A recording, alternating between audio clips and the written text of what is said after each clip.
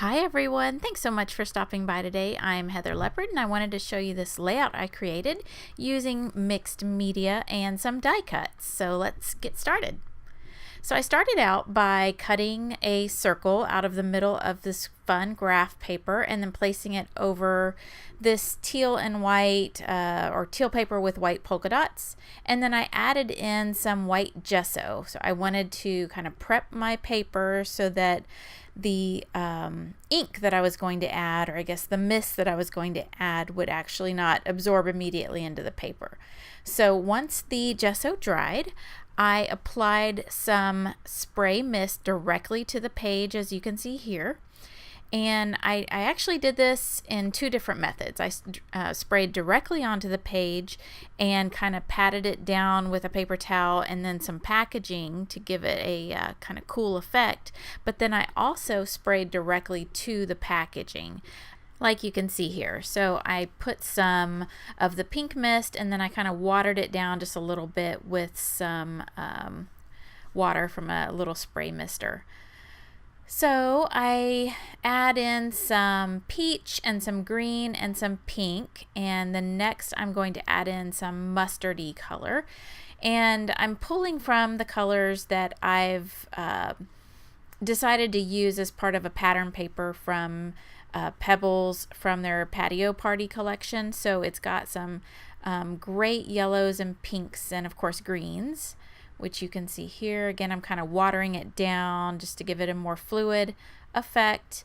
And I designed the page so that I'd have this really cool mixed media background, but then I'm going to layer some die cuts out of white cardstock and the flowers that I fussy cut on top of this. So you're actually not going to see a lot of what you currently see right here.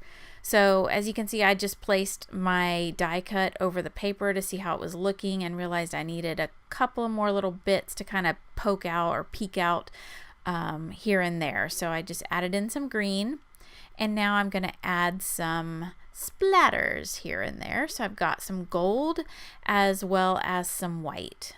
You know, this page is kind of looking like a hot mess right now, but bear with me. I promise it gets better. So now I'm taking a look at the different die cuts I have. I actually cut them out in different sizes, and so I'm just trying to decide, you know, how I'm going to lay these out, what sizes I'm going to use, how many of each. And then once I have that all decided, then I'll start backing it. But I'm just kind of testing a few things out here and there and trying to figure out how exactly do I want this to work. This also gives the background a chance to dry because, you know, pretty soon I'm going to start adding some liquid adhesive to it, and I want to make sure it's nice and dry so everything sticks down. And while I'm messing with the flowers, I decided, you know what, I need to go ahead and back the leaves. So my thought process here is I've got enough flowers that I've fussy cut. So I'm not planning on adding pattern paper behind each and every piece of this die cut. I'm just going to add the pattern paper around the leaves. So anything that is part of this flower cluster is actually going to just have the leaves backed. And I got this flower cluster from Paige Evans. She designed it, so if you like it, you might want to go check it out. But as you can see here, I'm backing this first leaf with some of the dark green, and I use a combination of light green and dark green throughout all of these. And I'm not going to bore you making you watch each and every one of these and how I back them, but basically I just cut a little piece out and then I adhere it and then I just cut around it. So I'll show you maybe one more here where I actually did two clusters together out of one little piece of paper. And this might not be for everyone. I personally like it. I think it's nice and relaxing and a little bit therapeutic to, you know, do this kind of backing of the die cuts here. I enjoy just sitting there, you know, kind of thoughts to myself, figuring out, you know, purpose in life and such. Just kidding. But anyways, I really enjoy it. So if you are not all that into it, then it still is fun to add a die cut underneath your flowers because it just really gives it some nice dimension. You can see kind of up close here what it looks like. So now that all of my flowers are backed, I set those aside and I'm going to stitch 3 circular, just straight machine stitches around the layout. And this neat little trick that I learned from my friend Audrey is to pull the thread through the back, and then I just add some washi tape and trim up the little pieces. So there you are. It's all ready to go. So you can see each of my die cuts, everything, all the leaves are backed. So it's got a nice little variety here. And I'm not going to adhere these down, every single piece of the leaf. I actually only want to adhere down little bits of it. So I just kind of add a little bit in the center, and that way the leaves can kind of have some dimension to the page and kind of stick up just a little bit. And the nice thing about using the liquid adhesive is it holds really well, but you still have a little bit of time to give as you start to add different things. So now you can see my flowers that I previously fussy cut. Some of these I fussy cut by hand. Some of them I used my Silhouette pick scan and traced them and cut them and kind of took some of the work out of it. And so I left these in larger clusters because I wasn't quite sure when I was fussy cutting them how I wanted to use them. So as I need them, I just cut little pieces off here and there. And I'm tucking some underneath the die cuts as well as over the die cut. So nice, good dimension. And up until now, I was adhering them with just some liquid adhesive, but now I've started to add some 3D foam squares.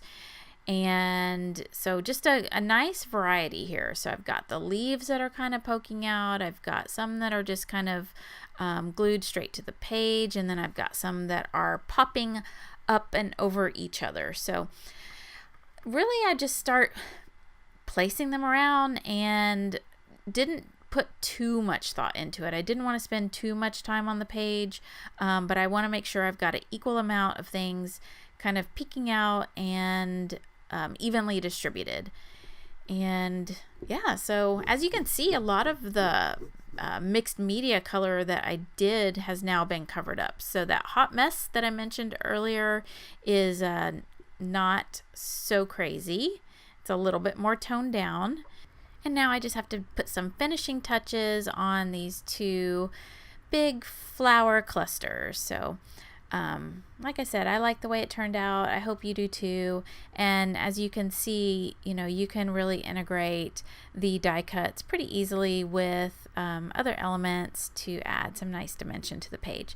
So now I've got this kind of sassy photo of my daughter in her favorite Harry Potter Hermione dress. And she just looks so cute and so sassy. And of course I mean sassy in a good way. She was just really proud of the dress, and she was striking some cute little poses here and there. So I thought it deserved its spot on a layout, and these clusters were just perfect for it. So now what I'm doing is trying to find some layers that I think will work really well behind the photo. So I'm going to pull out the black from the black boots that she's wearing. And when I put that there, I don't know, it was just kind of like, maybe, maybe not. So I cut the same size out of this cute little floral pattern paper, and then I turned that black and white stripe sideways, and that was exactly what it needed. So just the nice little pop of black, but mixed in with the floral design. So I'm just going to adhere that down. And this time I used my tape runner on my pattern paper and my photo and just centered it right there. And what I'm going to do is I'm actually going to tuck it under. Since I didn't adhere that die cut down all the way, I'm just going to tuck it under there nice and easily. And it's as if I didn't get enough fussy cutting with those flowers. I decided that I needed to fussy cut 5 or 6 butterflies out of this really pretty gold and kind of peach colored butterfly paper that's part of the 6x6 paper pad. So I'm just going to adhere those around the page within the die cut and maybe pop one of them up around the photo there. And apparently I can't keep well enough alone. I mean, does anybody else just constantly shift and move things around like all the time? I mean, what is with that? It's not like, it made a huge impact on the layout. What I'm guessing is that it's probably me fidgeting while I'm trying to figure out whatever the next step is going to be in the design process. So here I am, just, shifting things around. What shall I do? Oh, I know. How about a title? Genius idea. Anyways, I don't know. Sometimes you just have to make fun of yourself. So yeah, title. That is definitely the next step. And I use this cute foam thicker set that came with the Pebbles Night collection. So it's got a great mix of, it's not an alpha, it's actually phrases. So it's got a mix of fonts that are just plain alphas, but they're in words. So this one actually said little, and then the script says Cutie. And then I'm integrating some of the foam hearts that came in that same thicker set around the stitch lines of the circle there. So yeah, just add a little bit of fun sprinkled around there.